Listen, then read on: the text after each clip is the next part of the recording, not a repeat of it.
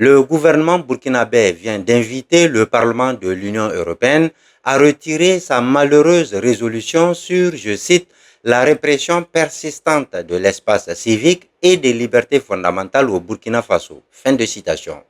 Aujourd'hui, nous allons donc décortiquer le caractère grossier de cette misérable résolution adoptée le 18 juin dernier contre notre pays du Burkina Faso. Bonsoir et bienvenue dans la chronique de Yero. De 2016 à aujourd'hui, en une décennie donc, le Parlement de l'Union européenne a voté 2 résolutions sur le Burkina Faso. Et toutes les deux, tenez-vous bien, l'ont été sous la présidence du camarade Ibrahim Traoré au pouvoir depuis moins de 4 ans. La première résolution est intervenue dès octobre 2022, soit un mois seulement après la prise du pouvoir par le capitaine Ibé. C'est à se demander qu'est-ce qu'ils ont après notre capitaine. En tout cas, le niveau de mauvaise foi est effarant. Cette résolution d'octobre 2022 a été adoptée pour condamner le coup d'État et importer le capitaine Ibrahim Traoré au pouvoir.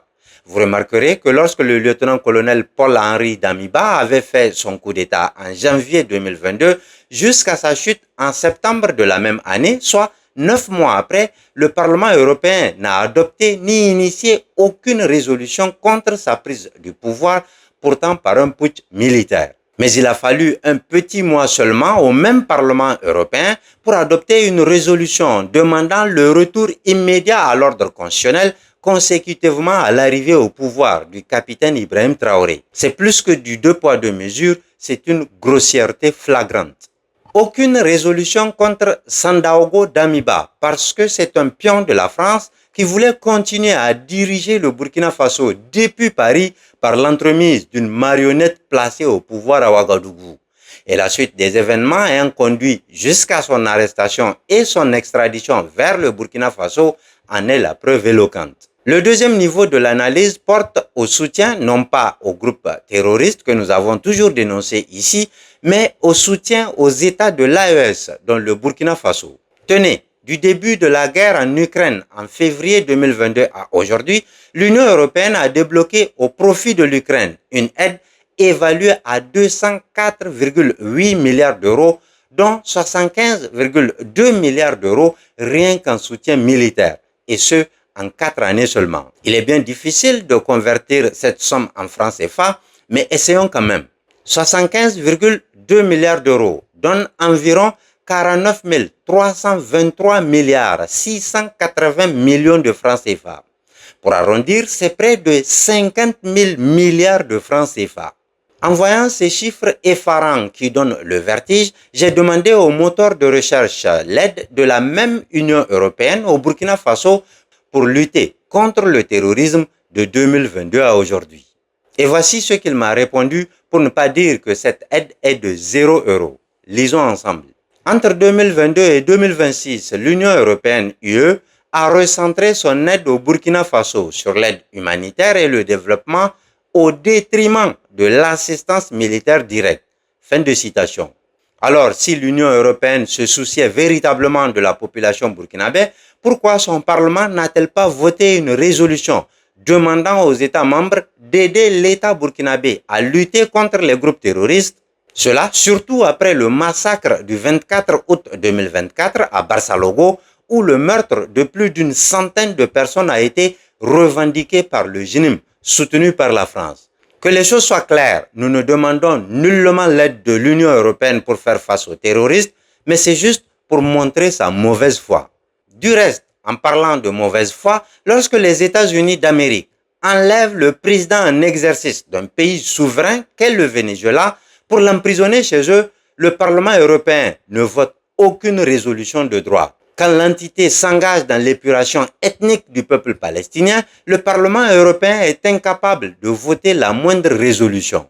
Quand l'entité agresse le Liban, lorsque les États-Unis d'Amérique et Israël éliminent les dirigeants iraniens et bombardent pendant plusieurs mois ce pays souverain en tuant une centaine d'élèves filles dans leur école lors d'une seule frappe aérienne, les eurodéputés tournent le regard, faisant semblant de ne pas voir ces violations graves du droit international et ces massacres délibérés de civils. Lorsqu'ici, en Afrique de l'Ouest, des régimes prétendument démocratiques ouvrent le feu sur des manifestants pacifiques désarmés, tuant des dizaines, voire des centaines, le Parlement européen ne trouve rien à en redire. Mais quand les pays de la Confédération AES se battent pour leur survie, menacés par des groupes de mercenaires terroristes sponsorisés par les pays occidentaux, le Parlement de l'UE ouvre grande sa gueule pour se faire entendre. Ce qui trahit la manipulation de cette caisse de résonance parlementaire par la France impérialo-colonialiste d'Emmanuel Macron. Mais alors, pourquoi les autres pays européens se laissent-ils manipuler par la France macronienne en déclin? Eh bien, parce que beaucoup de ces pays européens, hélas, sont aussi des esclavagistes qui n'ont jamais considéré le noir comme un être humain à part entière. Et malheureusement, ils trouvent toujours des Africains pour les conforter dans cette considération en les aidant à combattre leurs propres frères africains, souvent leurs propres concitoyens, leur propre pays. C'est très dommage vraiment. En 2022, à l'arrivée au pouvoir du capitaine Ibrahim Traoré, malgré la présence des forces françaises et européennes, dont la force Takuba sur le sol burkinabé, 70% du territoire était sous contrôle total des groupes armés terroristes. En janvier 2026 déjà, en moins de 4 ans donc, 74% du territoire est sous contrôle des autorités et du peuple burkinabé. Depuis 6 mois, ce chiffre a certainement évolué, puisqu'on a vu de nouvelles localités reconquises et sécurisées par les forces combattantes du Burkina Faso. Alors, pourquoi donc ces résolutions en cascade du Parlement européen contre les pays de la Confédération AES? Entre mars et juin 2026, en 3 mois, 2 résolutions sur 2 des 3 pays de l'AES, en attendant celle sur le Mali qui ne tardera certainement pas non plus, ont été adoptées. C'est quand même de trop pour la gestion de pays avec lesquels on ne partage même pas le même continent, à plus forte raison des frontières communes. Mais poussons plus loin pour faire ce constat. C'est maintenant que les 3 pays de la Confédération AES, Burkina Faso, Mali, Niger, prennent le dessus sur les groupes terroristes parce qu'ils se sont véritablement armés et sont devenus plus forts et plus aguerris que les mercenaires. C'est en ce moment, dis-je, que le Parlement européen se lance dans une espèce de suractivité contre les pays de l'AES. La raison en est toute simple, puisque le soutien financier et logistique, le soutien en armement, en formation, en renseignement, en planification, le soutien médiatique sanguinaire, et j'en passe, n'arrive pas à renverser la nouvelle tendance. Il faut maintenant un soutien politique fort, ouvert et assumé pour ragaillardir les groupes terroristes qui n'arrivent plus à faire face aux armées du Sahel.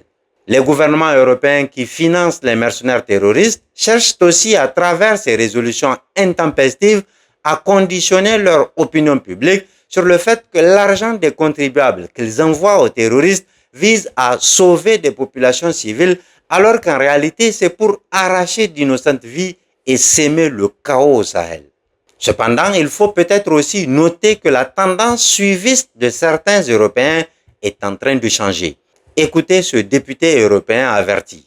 Vous avez un peu le somme d'être expulsé, d'avoir été expulsé du Sahel, non? En écoutant certains de mes collègues, notamment français à droite, et tout commence à un peu s'éclaircir dans ma tête, parce que je me suis demandé, en Belgique, en France, on continue à produire, à acheter du matériel militaire pour des milliards d'euros, qui a été pensé précisément pour être utilisé dans le Sahel. Je me suis dit, c'est bizarre, parce qu'on nous dit qu'il faut se défendre de la Russie, mais on achète ce matériel militaire spécialisé pour l'Afrique. On va ponctionner nos pensions, nos hôpitaux, nos écoles pour faire ça. Je trouvais ça bizarre, je me suis demandé pourquoi. Et là, j'ai été regardé, j'ai compris que la région du Sahel, en fait, s'est imposée ces dernières années comme un des corridors miniers les plus importants d'Afrique. Le Burkina Faso est l'un des plus grands producteurs d'or en Afrique, mais dispose aussi de cuivre, de zinc, de manganèse, de phosphate. Le Mali va bientôt devenir le 2e producteur africain de lithium. Le Niger détient évidemment des centaines de milliers de tonnes d'uranium. Et pendant des années, des décennies, les entreprises européennes ont eu un accès pas cher à toutes ces ressources, toutes ces richesses.